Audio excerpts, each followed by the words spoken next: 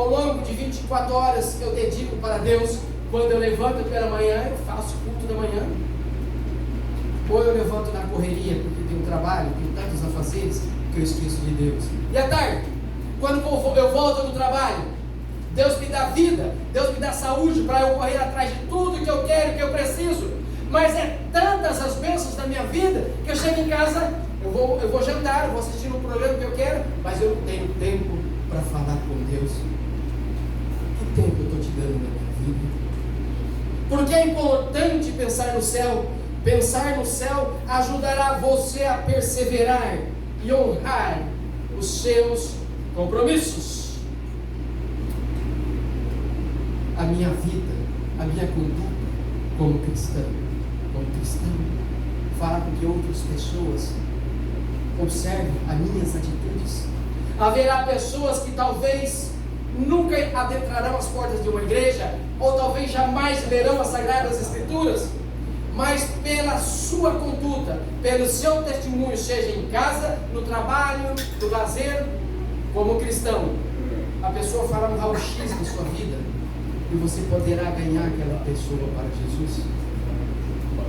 O apóstolo Paulo, lá no passado ainda, conhecido como Saulo, ele fazia o que fazia, acreditando que estava certo.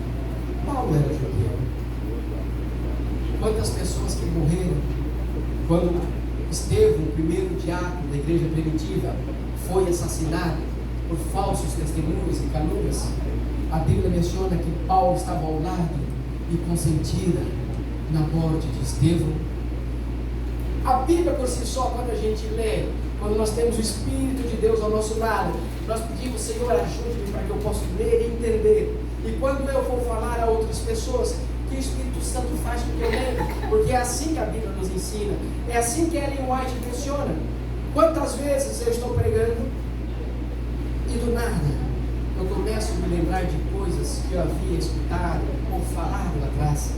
Me lembro quando eu estudava teologia em Costa Rica, estávamos em 5 brasileiros e nós fazíamos 2 faculdades ao mesmo tempo, na UNADECA, que é a Universidade Adventista de Centro-América, e não nela, que é a Universidade Evangélica das Américas. Era uma penitência. A UNELA, que não era adventista, mas evangélica, ficava em São José, na capital. A UNADECA ficava na cidade de Alajuela, se escreve Alajuela. E quantas vezes a gente sai antes de terminar uma, vai ir para outra para chegar depois de ter começado. E conseguimos vencer as duas. Um dia especial tínhamos prova, era uma semana de prova nas 2 faculdades. E eu me lembro até hoje, nós saímos da UNADECA, que era adventista, e fomos para outra para fazer a prova. Chegamos um pouco atrasados no hall da faculdade. Estava eu, o Pedro, o Wellington, o André e o Cacá. O Wellington ali fez a oração.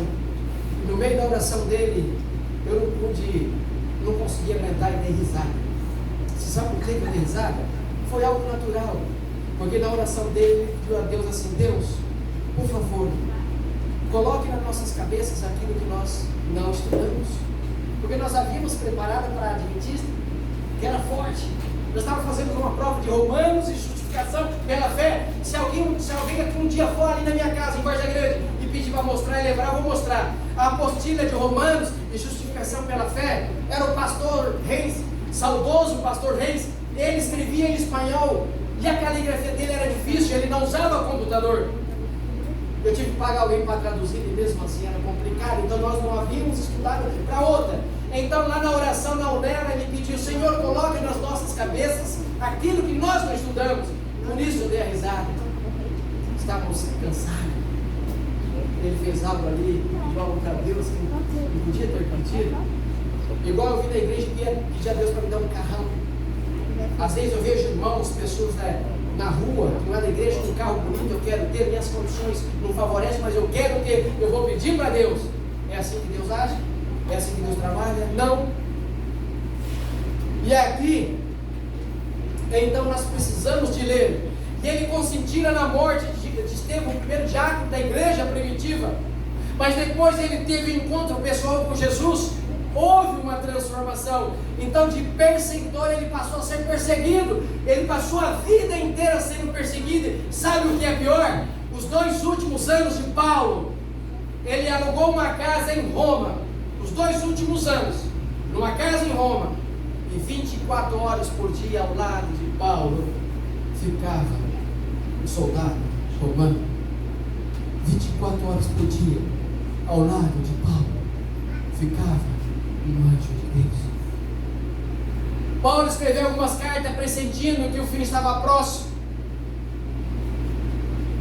Paulo foi decapitado.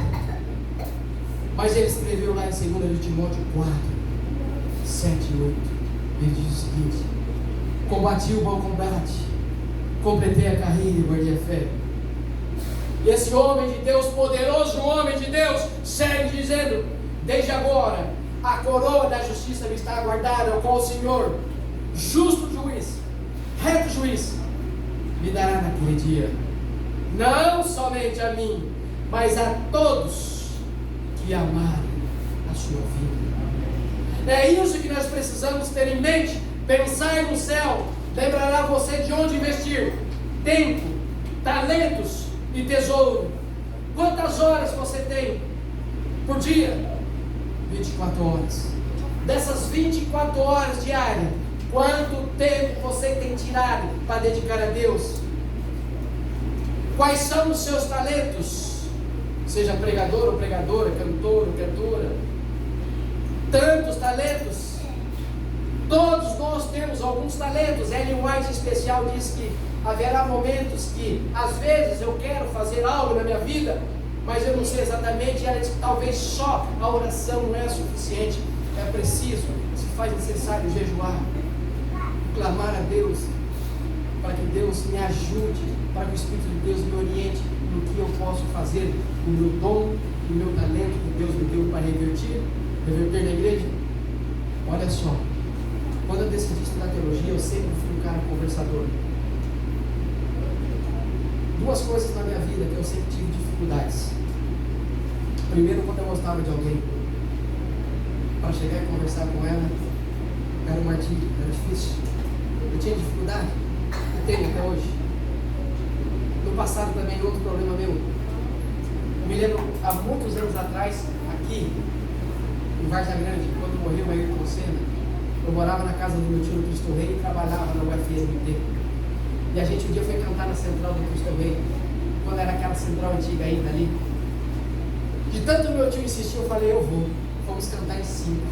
Eu pensei, se eu errar, ninguém vai perceber, porque eu tinha vergonha.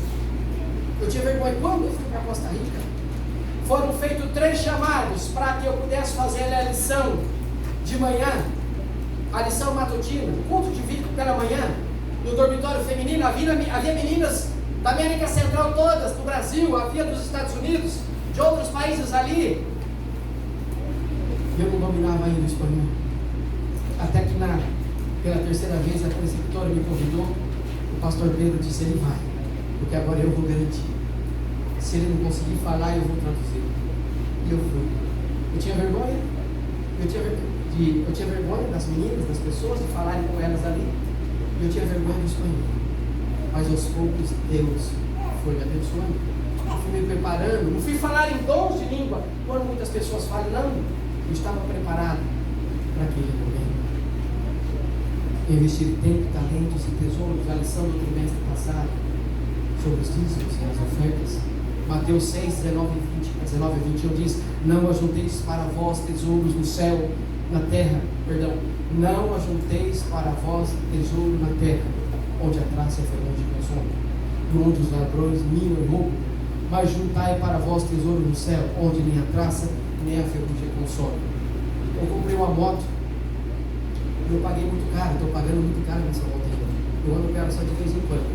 Então na minha casa o portão é eletrônico, e as pessoas falam: mas você deixa a sua moto lá de fora? Mas é eletrônico, toda noite eu passo o cadeado. Aí tem a moto que ela fecha com a chave normal. Coloquei um trava-valete na minha moto ainda, e ainda na roda de trás uma corrente grossa com o cadeadão. Se a pessoa vir para o tempo, sempre a gente esquece de falar dos anjos de Deus, e sem contar que tem os anjos de Deus. A pessoa para roubar a minha moto, ele vai se lascar muito, porque, olha, ele vai sofrer.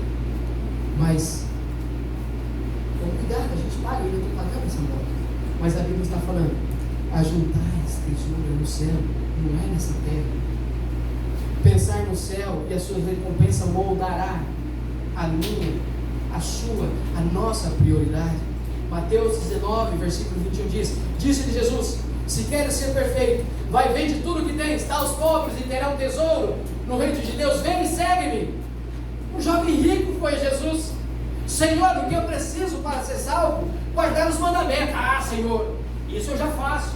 Ah, ok, então vende os seus bens, dá aos pobres e terá um tesouro no reino de Deus, vem e segue-me. A Bíblia menciona que ele virou as costas e foi embora, porque ele estava apegado a bens materiais. O que eu estou querendo dizer com isso? Que você, o que você faz, você soa para ganhar, você poupa, você investe em alguma coisa, pensando na sua família, nos seus filhos, no futuro. Você tem que vender tudo hoje e dar aos pobres? Não. Eu conheço pessoas dentro da igreja e conheço pessoas fora da igreja, que ganham bem, mas investem mal. Eu conheço pessoas que é pedreiro profissional e não tem dinheiro para nada. Aí outras pessoas poupam. Quando eu dou palestras motivacionais, eu cito pessoas da minha época, eu me coloco como exemplo de que a gente curtia a vida junto, mas eles poupavam, eles investiram, e hoje eles estão com o futuro garantido. Eu ainda estou tendo a oportunidade de fazer alguma coisa que eu não fiz lá atrás, e estou fazendo. Mas às vezes você poupa, às vezes você não come o que você queria comer, às vezes você não vai viajar no final de semana, passear como você queria, porque você tem algo, você tem metas, você tem sonhos, porque você tem objetivos, você precisa priorizar. Mas aí agora você pega e vai pegar esse dinheiro que você poupou e você vai dar para alguém que não poupa, que vive uma vida doidada. Não, não é isso que a Bíblia está dizendo. Nós nunca poderemos fazer tudo por todos, mas nós sempre poderemos fazer algo por alguém. Pensar nas belezas do céu nos dá algo para esperar ansiosamente. E isso está em Apocalipse 22, 12 e 5, que diz: olha só, o que a irmã questionou lá em São Salvador, em El Salvador, sobre esse homem. Agora ele descreve aqui Apocalipse 22, 2 e 5. Ele estava ilhado na ilha de Patmos. Ele veio, ele teve a visão. Deus transporta ele em espírito. E aí ele diz: e mostrou-me o rio da água da vida, claro como um cristal, que procedia do trono de Deus e do Cordeiro. No meio da sua praça, de ambos os lados do rio, estava a árvore da vida, que produz 12 frutos, dando seu fruto de mês em mês. E as folhas da árvore são para a cura das nações. Ali não haverá mais noite, nem necessitarão de luz, de lâmpada, nem de luz do sol, porque o Senhor Deus os iluminará e reinarão pelos séculos dos séculos. Então aqui está falando da árvore da vida. O país que eu mais fui fora Costa Rica, que eu viajava bastante, era Nicarágua. Fui muitas vezes em Manágua. O presidente nicaragüense, ele é um homem de esquerda. O que eu vou dizer para vocês agora, depois vocês têm acesso ao Google, vocês vão encontrar. Alguns anos atrás, antes ainda, eu acho que foi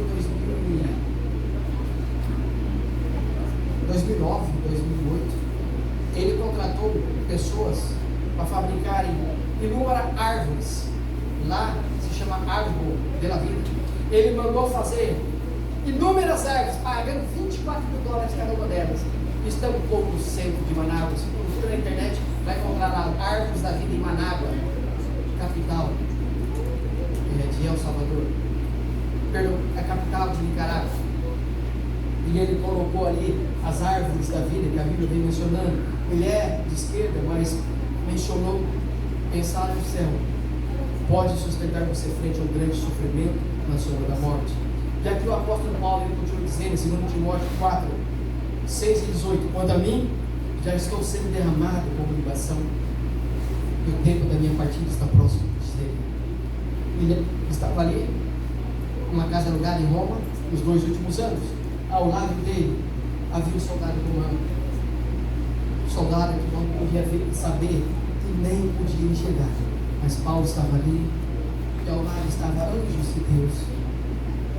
Fora a Trindade, o apóstolo Paulo é a pessoa mais importante do Novo Testamento, no meu ver, pelo que ele escreveu.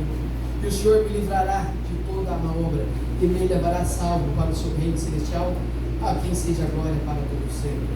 Amém. E como eu disse, nós lemos lá no começo, vamos ler novamente, 1 Coríntios 2, versículo 9. Mas como está escrito, as coisas que os olhos não viram, nem ouvidos ouviram, nem penetraram o coração do homem, são as que Deus preparou para aqueles que o amam. A irmã aqui no começo mencionou Ellen G. White. Aos 17 anos, Ellen foi convidada para um grupo de amigas, em especial por uma chamada Eunice Hastings, para um pequeno grupo, já estou concluindo, um pequeno grupo de oração. Ellen White estava pensativa porque ela só tinha 17 anos, fraca, com pneumonia duplas nos pulmões, escarrando sangue, tuberculose, desenganadas pelo médico. Mas mesmo assim Ellen aceita o convite das suas amigas e vai para a casa delas, para um pequeno grupo. Ela vai se arrastar. Naquela época ela morava em Portland, Maine, considerado um dos estados mais pobres dos Estados Unidos. E ali, estando ela em oração, ela descreve um evento dizendo: enquanto eu estava orando junto ao altar da família, o Espírito de Deus sobreveio sobre mim e pareceu-me estar subindo mais e mais alto. Naquele momento, chamada de Deus, manifestada pela ação do Espírito Santo, Ellen White nunca mais introduziu estas palavras dizendo: o poder de Deus sobreveio sobre mim. A única vez, todas as outras vezes depois ela dizia: foi me mostrar. E esta visão de Ellen White, a primeira visão, nós acreditamos que foi na segunda quinzena de dezembro de 1844. Ela descreve uma visão que nós podemos dividir em duas partes. E ela então divide em três partes. Ela é levada da terra para o céu em espírito. E quando ela chega no céu em espírito, ela observa, ela vê pessoas que estavam lá, que Jesus levaria na volta de Jesus. Ela cita, por exemplo, os irmãos Stocking, que morreram pouco antes do de 1844, e ela sabia, ali por esta visão, que eles estariam lá. A segunda parte desta visão, ela chega na cidade santa e caminha por todos os lugares. E a terceira parte desta visão, então, Deus traz ela da cidade santa para Jerusalém terrestre, aonde estaremos, se nós no céu estivermos, após o milênio. E nessa visão, na terceira parte dessa visão, então, a cidade santa, Jesus então mostra ela como será. A volta de Jesus joga por terra o que muitas pessoas sempre disseram, que o Velho Testamento foi abolido. Se o Velho Testamento realmente tivesse sido abolido, várias coisas teriam se concretizado. Por exemplo, as profecias das 2.300 tardes e manhãs, que começou lá no ano 457 e culminou no 2 de outubro de 1844. Outra profecia que não poderia se cumprir, que agora eu vou citar: se Deus houvesse abolido o Velho Testamento, após o milênio, Deus vai descer, a Nova Jerusalém será aqui na terra. Ellen White menciona, e tem o livro Oséias 4, versículo 14, fala que Jesus vai tocar com o pé no Monte das Oliveiras, e Ellen White vai mais além. Ela menciona que quando Jesus tocar o pé ali, neste momento, já estará purificado. O Monte das Oliveiras vai se tornar uma imensa planície, dali Jesus vai governar todo o universo. E Ellen White, então, nessa terceira parte da primeira visão, aos 17 anos, solteira ainda, ela menciona que ela viu uma mesa quilométrica. E nessa mesa quilométrica havia frutos de todos os tipos.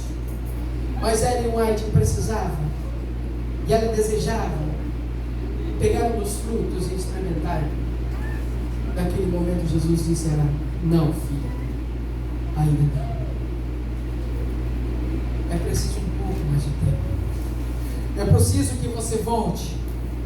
É preciso que você escreva. Eu preciso que muitas outras pessoas saibam,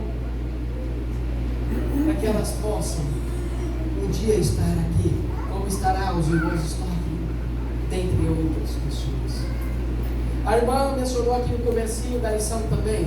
Antes da lição, a irmã havia mencionado que nós devemos agradecer em tudo.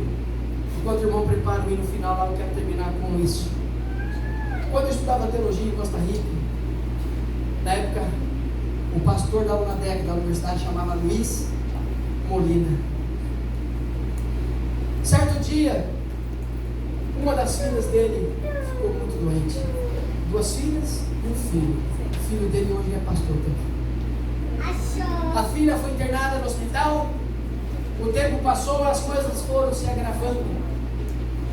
As orações daquele pastor, as orações daquela família pastoral, as orações de todos aqueles irmãos da UNADEC não foram suficientes para Deus fazer um milagre.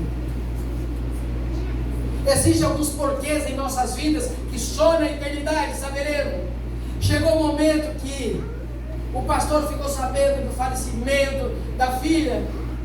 O filho ainda pequeno estava no quarto, que hoje é pastor. Ele vai, bate na porta do quarto do filho. O pastor Luiz Molina diz para o filho: vem, vamos para a sala. Você, eu, a mamãe e a outra irmã sua. Vamos ajoelhar. Vamos agradecer a Deus por ter presenteado a gente com a sua irmã todo esse tempo. A sua irmã descansou o filho.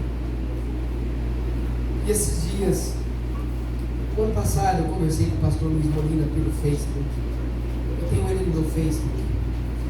Falei: pastor, você sempre foi um exemplo para mim. Que o Espírito Santo de Deus possa consolá-lo. E nessa manhã de sábado, o irmão já preparou o hino final. Eu quero que você reflita sobre pensar no céu. O que você poderá ganhar pensando no céu? O que você poderá rever pensando no céu? Quantas pessoas que você conhece que são pessoas boas, se nós pudéssemos acrescentar na galeria de Heróis da Fé de Hebreus 11, nós poderíamos acrescentar, não é mesmo? Não? Tantas pessoas boas que já faleceram. Você sabe por que o mundo ainda não foi destruído completamente? Porque no mundo ainda existem pessoas boas. Porque se fosse só pessoas más, esse mundo já estaria destruído. Então eu quero que você pense no céu. Fortaleça sua vida a cada dia. Ore por aqueles que não estão na igreja, talvez no filho. Ele imagina só que é a última obra, antes que Deus fechar a porta da graça, enviará anjos para que toquem na mente, no coração dos filhos, que por um motivo ou outro se afastaram, para que eles possam se preparar, eles tenham oportunidade e também um dia poder abraçar Jesus pessoalmente. Vamos nos colocar em pé e vamos cantar.